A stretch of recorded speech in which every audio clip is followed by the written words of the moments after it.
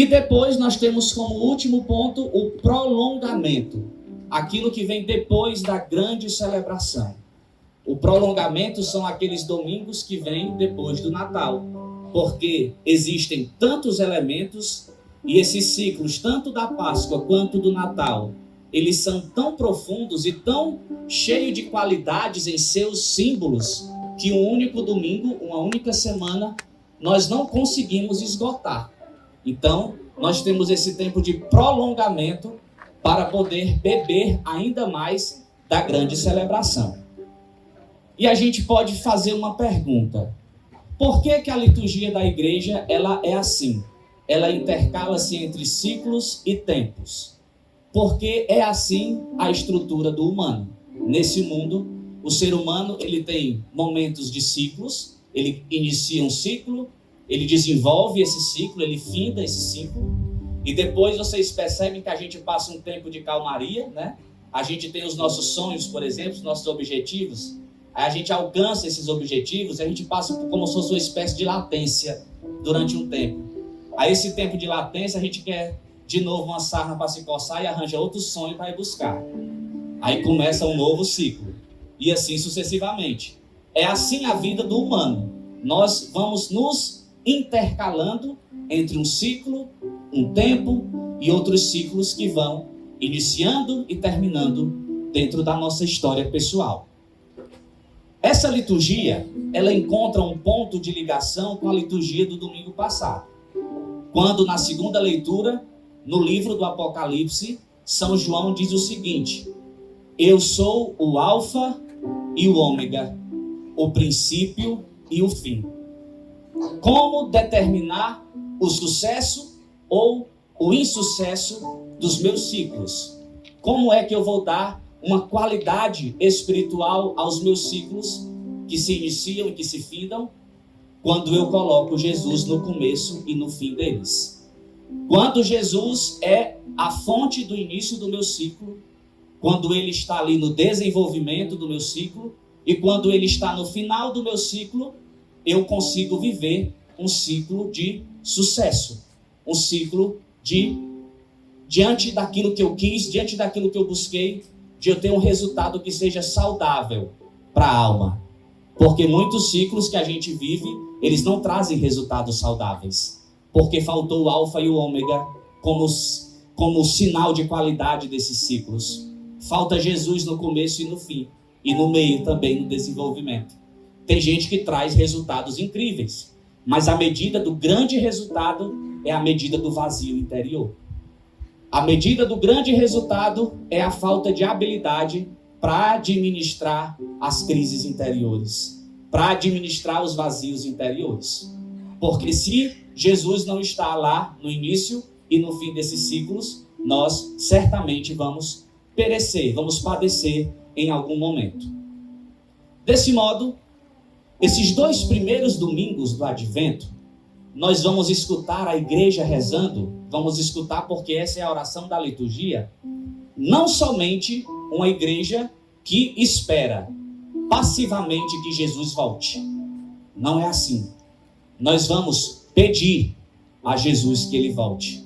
Esses 2 primeiros domingos, eles têm um caráter escatológico na liturgia. Eles trazem, aqui na liturgia da palavra, trechos do final dos tempos. Isso é escatologia. Eles trazem um momento de limite do humano, o limite da condição do ser humano nesse mundo. Por quê? Porque nós não podemos ser uma igreja passiva na espera do Cristo que vem. Isso no Cristo que vem na parousia, na sua vinda definitiva. Nós precisamos ser a igreja que pede a Cristo que ele volte. Não podemos ser uma igreja medrosa. Vez por outra a gente escuta um católico dizer: eu morro de medo de Jesus voltar. Eu já não queria que Jesus voltasse. Eu quero morrer, mas hoje não dá certo ainda não. Né? Mas nós não podemos ser uma igreja medrosa. Porque uma igreja que tem medo da volta de Jesus é uma igreja que não está vivendo bem os seus ciclos. Se nós temos medo do Cristo que vem de maneira definitiva, é porque nós estamos dentro de nós mesmos, vivendo essa tensão de querer uma preparação, mas não pagar o preço para estar preparado. Ser preparado, estar preparado, é necessário colocar um preço em cima da mesa. É necessário colocar uma disposição.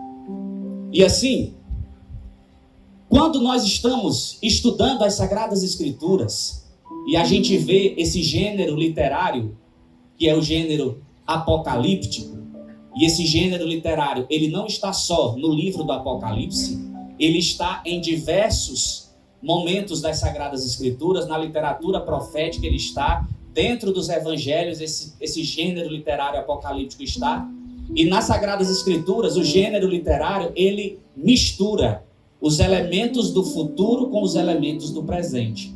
Por isso que muitos de nós, quando estamos, por exemplo, diante do livro do Apocalipse, o que é que a gente diz? Não sei o que é que está dizendo aqui, não sei se está falando de uma promessa, não sei se está dizendo que é agora, não sei se é mais para frente, eu não sei se já passou. Porque o gênero apocalíptico, nas Sagradas Escrituras, eles misturam os elementos como uma profecia junto àquilo que está acontecendo no hoje da igreja. Então, por que São Lucas traz um trecho tão profundo para iniciar esse tempo, esse ano litúrgico? São Lucas, nós colocamos na liturgia já a parte do gênero apocalíptico no Evangelho de São Lucas. Nos anos 70, mais ou menos, quando São Lucas começou a fazer a redação do seu Evangelho, foi um tempo muito difícil para o povo daquela época. Vamos ver se vocês são bons de história.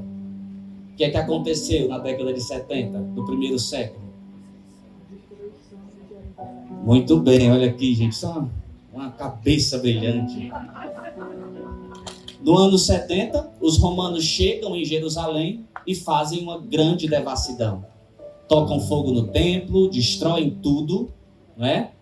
E é interessante que esse trecho, ele é precedido por um diálogo de Jesus com os discípulos.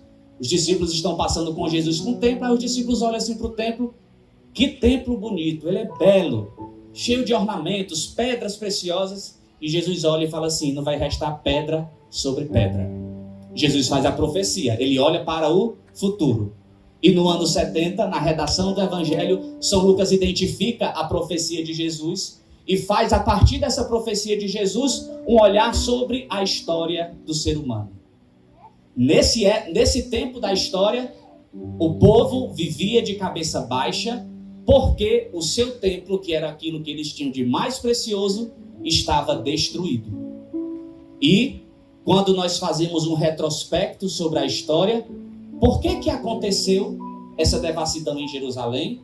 Olhando para um olhar teológico e não apenas histórico, os profetas dizem que isso aconteceu porque o povo foi infiel. E olha como é que Jesus, como é que Deus, na verdade, olha para o Antigo Testamento e traz como um traço alegórico da relação dele com o povo. É uma relação matrimonial. E dentro de uma relação matrimonial, se não existe amor, sacrifício e fidelidade, essa relação não vai para frente. Se não houver amor, sacrifício e fidelidade, essa relação não vai para frente. Um dos lados vai pender, se faltar um desses pontos. Então os profetas dizem, o povo foi infiel. E aconteceu essa devassidão com Jerusalém. E agora, como é que está a situação do povo? Está um povo cabisbaixo, triste, porque não só estão vendo aquilo que eles tanto amavam em ruínas, como eles mesmos estão entendendo que foi por culpa nossa. E não tem nada mais doloroso no coração do que você olhar para aquilo que você ama e ver que se destruiu, não é? De você ter lutado tanto por uma coisa, de você ter buscado tanto uma determinada realidade e você vê que aquela realidade agora é pó e cinza. E assim como o profeta na primeira leitura, que de novo reanima o povo para voltar para Jerusalém, Jesus está dizendo, se por algum motivo aquilo que estava em suas mãos se transformou em ruínas, vamos pedir a Deus uma libertação. Por quê? Porque se nesse mundo nós temos ciclos, quanto mais ciclos nós vivemos, mais oportunidades de fazer diferentes nós temos. São oportunidades de tomar outras decisões, de viver, a trilhar outros caminhos, porque ciclos são oportunidades. Tanto que esse gênero apocalíptico em São Lucas, Jesus coloca 3 pontos que significam o tempo. O sol, que é aquele que governa o dia, a lua, que é aquela que governa a noite, e que ambos têm brilho e um bebe do brilho do outro, e as estrelas que estão sempre no mesmo lugar. Esses poderes, que nós chamamos de poder temporal, que eles guiam a nossa cronologia, Jesus disse que eles vão deixar de existir. E deixando eles de existir, nós seremos mergulhados no hoje de Deus. E o hoje de Deus é eternidade. O hoje de Deus é eternidade. E essa eternidade, depois que Jesus diz, esse templo não vai restar pedra sobre pedra. E agora Jesus mistura os elementos. Porque na nossa vida, Jesus já faz essa profecia. Jesus vai dizer, haverão ciclos que nós haveremos de padecer. Haverão ciclos que nós haveremos de tomar decisões erradas e nós vamos estar, em muitos momentos, com os escombros de más escolhas nas mãos. Mas hoje, o que é que te faz andar com a cabeça baixa? O que é que te faz ficar encurvado? Por que que Jesus nos coloca esse trecho? Porque a devassidão, ela vem da terra. A devassidão, seja a dos romanos na década de 70, seja qualquer outro tipo de mal que seja jogado contra nós. Até um certo tempo da minha vida, eu era um pouquinho inocente, né? E eu achava que as pessoas, elas não eram malvadas umas com as outras, que elas não desejavam mal. E a gente, quando vai vivendo a existência, a gente percebe que tem gente que luta contra nós. Tem gente que joga praga nos nossos filhos. Tem gente que nos amaldiçoa. Só que todos esses poderes, eles têm a origem aqui, na terra. Eles têm a origem no tempo, na história. Eles não têm poder e voz de eternidade sobre as nossas vidas. Nem mesmo as nossas más escolhas, elas têm poder de eternidade sobre nós. Nem mesmo as nossas más escolhas. Por isso que Jesus diz para aqueles discípulos, se ergam. Por quê? Porque com o sofrimento, nós tendemos a nos encurvar. Tem gente que diz, já vi isso no Instagram, mais de uma vez, né? E olha que eu não sou muito de ficar em rede social. Mas tem gente que diz, hoje eu estou com vontade de passar o dia inteiro em posição fetal, porque está sofrendo. E o sofrimento sem sentido, ele nos faz assim, ficar com a coluna encurvada. E Jesus diz, endireita essa coluna, se ergue. Por quê? Porque com a coluna erguida, a nossa vista ainda é limitada. Porque nós estamos olhando o horizonte apenas. Estamos olhando apenas o que está na frente. O primeiro passo é endireitar as costas. Porque se você fica encurvado, se você fica aqui dobrado, você vai estar diante de uma fonte que rapidamente se esgota, que é você mesmo. Você não é uma fonte inesgotável, não. E se você se curva muito diante de si mesmo, você vai abstrair e você vai aderir cada vez mais sofrimento e desespero diante de si mesmo. Por isso que Jesus diz, primeiro passo, endireita essa coluna. Quando a gente endireita a coluna, eu vejo o horizonte, percebo que todas as minhas ameaças, elas têm origem aonde? Nesta terra. E agora Jesus pede um passo a mais. Qual é o próximo passo? Ergue a cabeça. Erguer a cabeça, olhar para o céu, significa entender, como São Lucas vai dizer mais na frente, não é no trecho que nós lemos hoje, mas nos versículos seguintes, São Lucas vai dizer, com a cabeça erguida, eu vou ver o Filho do Homem vindo sobre as nuvens do céu. Aquele único que tem voz de autoridade e de eternidade sobre as nossas vidas. Erguer a cabeça, olhar para cima e entender que Deus enviará do céu o socorro para nos salvar.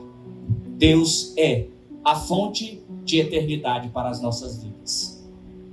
E assim, para que erguer-se? Para que erguer a cabeça? Para estar diante do Filho do Homem. Quem é o Filho do Homem? Jesus. É Ele, o Filho do Homem. Quando este Filho do Homem vai para Jerusalém, ele vai para uma subida, correto? Já disse isso na homilia várias vezes. E não bastasse Jesus ser crucificado em Jerusalém, que já era um lugar alto, Jesus ainda sobe uma montanha chamada Monte das Caveiras, o Gólgota. Para quê? Para que eu contemple a minha redenção, para que eu contemple a minha vitória, eu preciso olhar para cima. Eu vou passar e vou olhar para cima, porque cabeça baixa não enxerga vitória. Cabeça com coluna encurvada não enxergam solução para nada. Não enxergam. É necessário um erguer-se, um levantar a cabeça. E como diz no mesmo Apocalipse de São João, o Filho do Homem com o Espírito vai marcar na fronte aqueles que estarão diante do Cordeiro. E se nós queremos ter a fronte marcada com a voz de Deus, que é a voz da eternidade em nossas vidas, você precisa erguer a cabeça hoje. Você precisa estar com a cabeça erguida hoje, porque senão não vai dar para marcar. É para isso que devemos estar com a cabeça erguida diante do Filho do Homem. Porque a marca que ele vai colocar nas nossas frontes é a marca da redenção. É a marca do perdão. É a marca do aniquilamento de toda a dor.